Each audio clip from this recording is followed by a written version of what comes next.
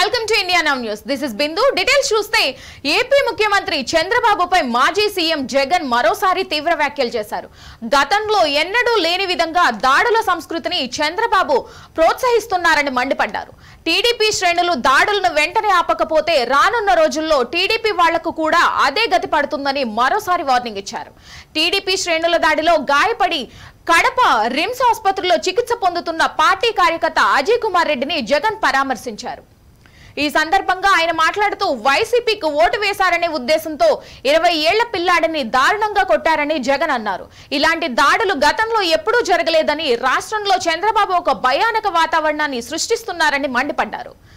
శిశుపాలుడి పాపాల మాదిరి చంద్రబాబు పాపాలు రోజు రోజుకు పెరుగుతున్నాయని, అధికారం మారిన రోజున ఆ పాపాలు తనకు కూడా చుట్టుకుంటాయనే విషయాన్ని చంద్రబాబు గుర్తించాలని చెప్పారు. ఈ రోజు ఇక్కడ హాస్పిటల్లో ఒక యంగ్స్టర్ బహుశా 20-25 ఏళ్ళు ఉంటాయేమో తన పిల్లాడికి. ఆ 20 ఏళ్ల పిల్లాడిని ఎందుకు నిర్దాక్షిణ్యంగా కొట్టారో కూడా తెలియదు. కేవలం ఎన్నికల్లో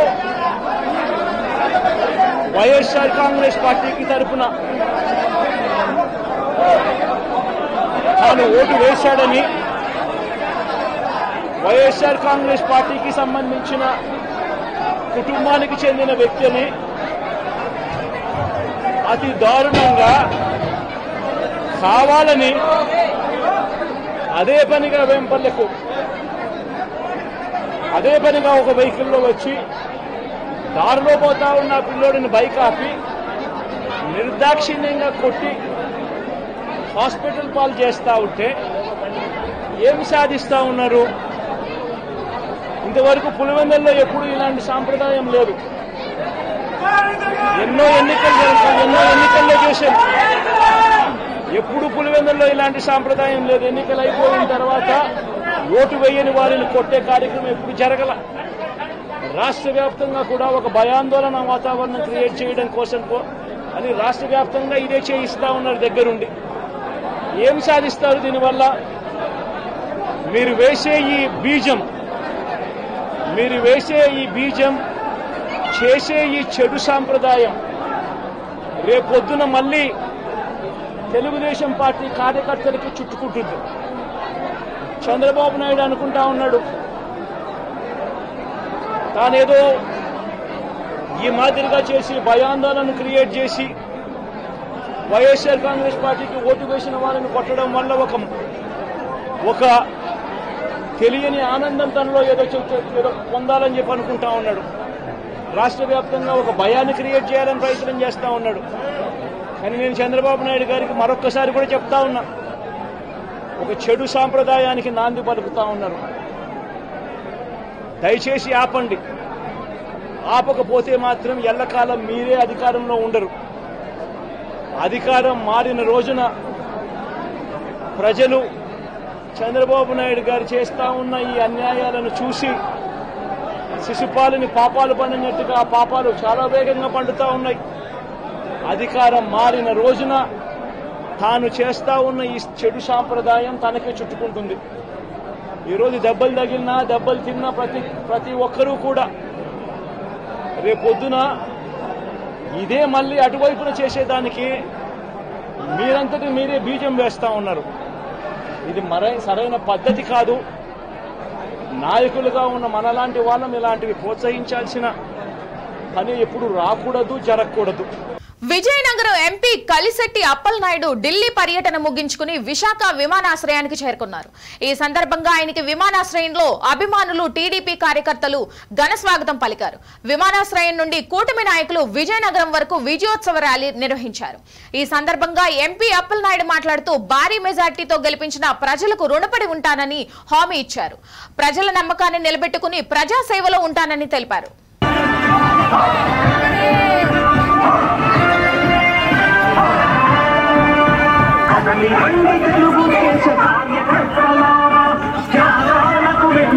ఎన్డీఏ కూటమి రాష్ట్రంలో, దేశంలో ఎన్డీఏ కూటమి ఏర్పడడం వల్ల యావత్ ప్రజలు, రాష్ట్ర ప్రజలు ప్రజాప్రభుత్వాన్ని ఏర్పాటు చేశారు.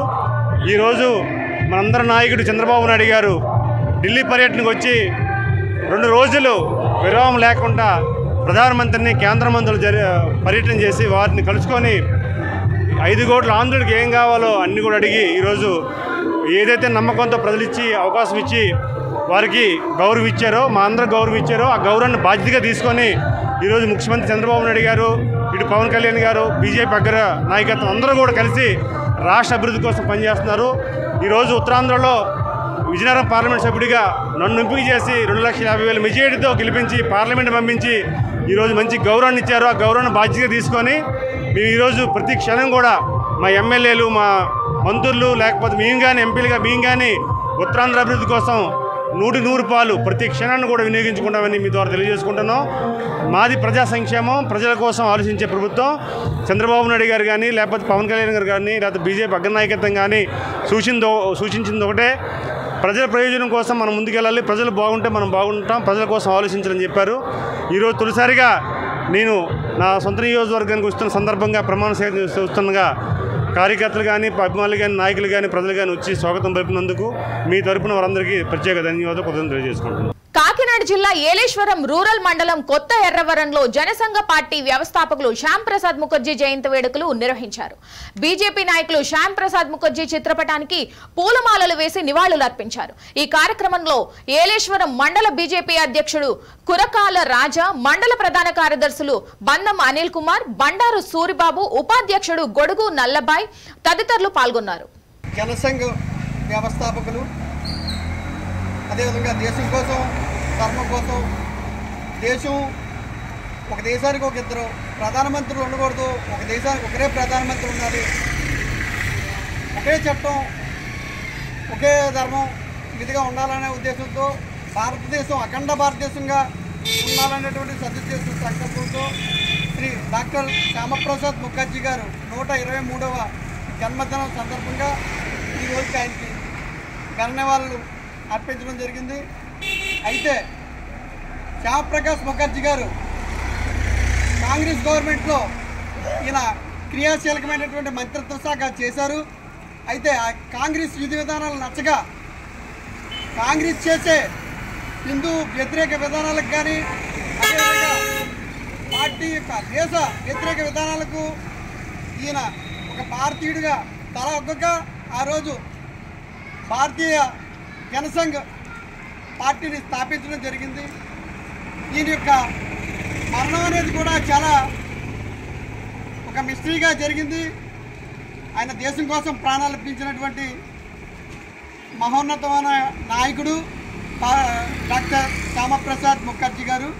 చిత్తూరులోని వరదప్పనాయుడు నగరపాలక ఉన్నత పాఠశాలలో డాక్టర్ శ్యామ్ ప్రసాద్ ముఖర్జీ జయంతి వేడుకలు నిర్వహించారు.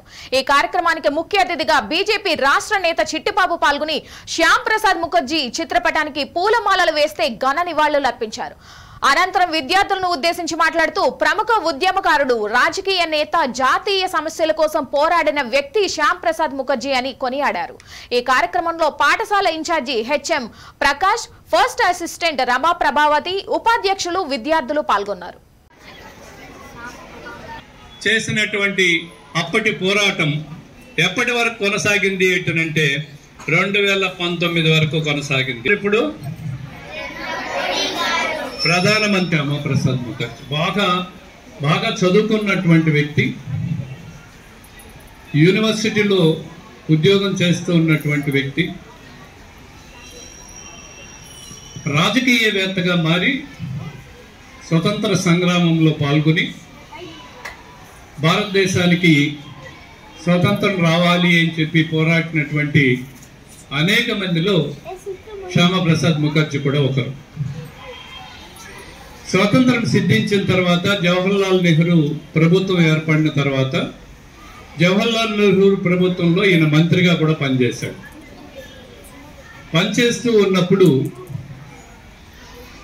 కొన్ని అంశాలపైన ప్రభుత్వంతో విభేదించాడు, జవహర్లాల్ నెహ్రూ గారితో విభేదించాడు.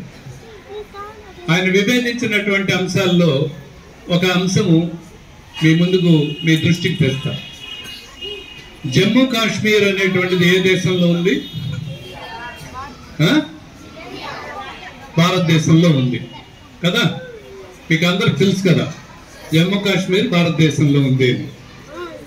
అప్పుడు 1950లో ఈ జమ్మూ కాశ్మీర్కి వెళ్ళాలి అంటే మనం అమెరికాకో, జపాన్కో, స్వీడన్కో, కెనడాకో వెళ్ళాల్సినప్పుడు ఏ విధంగా అయితే మనం పాస్పోర్టు, వీసా తీసుకుని వెళ్ళాలో అదే విధమైనటువంటి పరిస్థితి జమ్మూ కాశ్మీర్లో ఉండేది. అంటే భారతదేశంలో ఒక భాగమైనటువంటి జమ్మూ కాశ్మీర్ రాష్ట్రానికి వెళ్ళాలంటే కూడా మనం తప్పనిసరిగా పాస్పోర్ట్ కావాలి, వీసా కావాలి, అప్పుడే మనకు అనుమతులు ఇస్తారు. కాకినాడ జిల్లా ఏలేశ్వరం మండలంలో జిల్లా ఐఈ కోఆర్డినేట్ చామంతి నాగేశ్వరరావు ఏలేశ్వరం ఎంఈఓ అబ్బయ్య గృహ ఆధారిత విద్యను పరిశీలించారు. గృహ ఆధారిత విద్యను పొందుతున్న పలువురు పిల్లల ఇంటికి వెళ్లి వారి తల్లిదండ్రులతో మాట్లాడారు. పిల్లలు చేసే పలు యాక్టివిటీస్ ని చూసి రికార్డులను పరిశీలించారు. పలు సూచనలు, సలహాలు ఇచ్చారు.